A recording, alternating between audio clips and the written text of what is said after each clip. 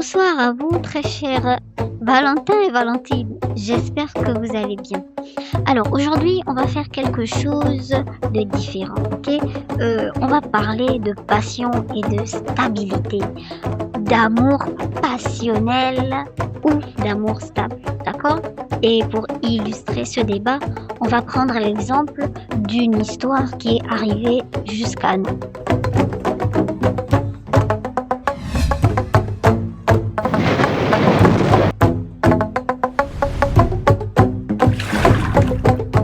C'est l'histoire d'une jeune femme qui s'appelle Sandra, qui a été confrontée exactement à ce dilemme. Elle a dû choisir entre la sécurité d'un amour construit ou l'intensité d'un amour qui fait vibrer.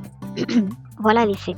Sandra était en couple depuis déjà 3 ans avec un monsieur qui s'appelle Kevin, d'accord? Un jeune homme. Kevin, c'est le genre d'homme qu'on présente à sa famille facilement, tout de suite même, je dirais. Il est travailleur, il est posé, il est calme, il est respectueux. Il n'est pas extravagant, mais il est constant, ok? Il tient ses promesses, il ne disparaît pas sans prévenir et il parle d'avenir, de projets communs, d'engagement, bref, c'est un mec sérieux, on voit le tableau. Avec lui, Sandra était en sécurité. Peut-être trop, selon elle, parce que à un moment donné, elle a commencé à confondre paix et ennui, ou encore paix à ennui, ok? Un jour, elle fait la connaissance de Brian. Brian, c'est le gars charismatique, intense, comment je peux dire ça? Il est spontané, le genre d'homme qui ne promet pas de demain, mais qui fait ressentir 1000 choses à la fois. Avec lui, Sandra, comment je peux dire ça? Elle disait qu'elle se sentait vivante, ok? Elle se sentait désirée, elle se sentait importante. Et donc là, le 14 février, Kevin, il avait déjà tout préparé.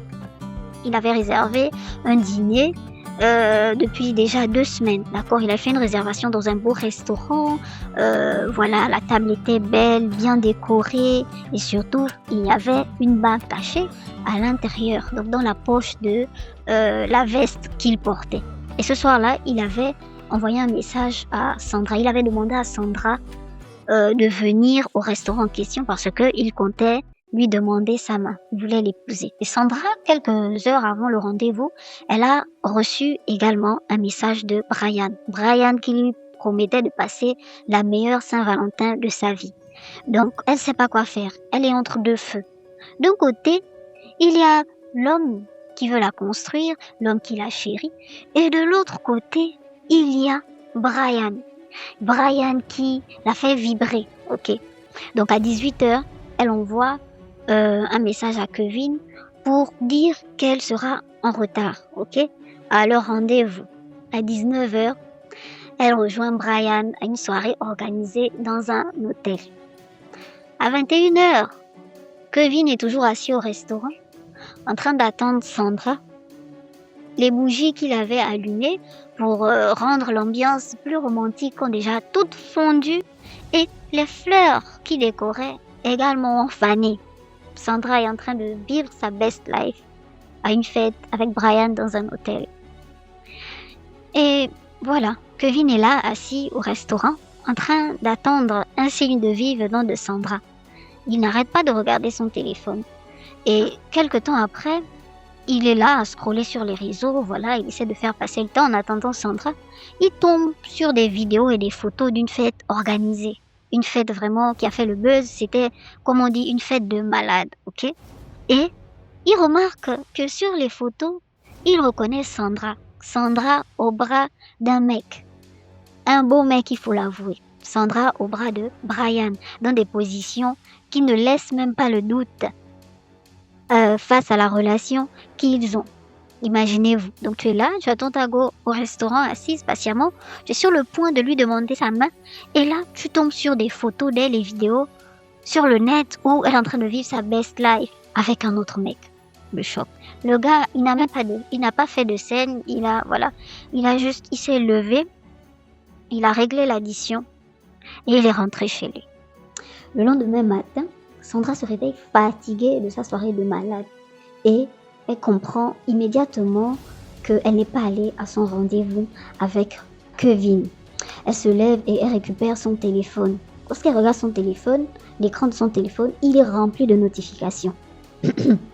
Elle voit des captures d'écran, des vidéos de la soirée qu'elle a passée.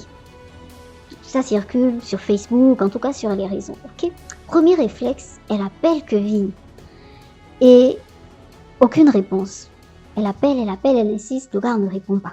D'accord. Elle fait quoi? Elle reçoit un message venant de lui. Et le message, c'est quoi? Une photo. Sur la photo, il y a une bague de mariage, de fiançailles, en tout cas une bague. Il y a, comment on appelle ça? On voit le cadre en fait. On voit que c'était dans un restaurant. La bague est posée sur la table est décorée et tout. À côté, il y a les roses. Mais les roses ont déjà fané. Et il y a une phrase en dessous de la photo qu'il a envoyée. Je voulais faire de toi ma femme hier soir. Juste cette phrase. Donc la go, elle voit ça. En fait, la passion qu'elle a ressentie durant la soirée de malade qu'elle a vécue là a carrément disparu sur le coup. En fait, elle a perdu même des couleurs sur le moment. La réalité frappe. Bam. Le gars a vu les photos et tout, il est au courant. Pourquoi elle n'est pas venue à la soirée? Donc en panique, elle fait quoi? Elle appelle Brian. Elle appelle Brian et elle lui dit qu'elle a tout perdu à cause de lui. Que c'est lui qu'elle a choisi. C'est ce qu'elle dit à Brian.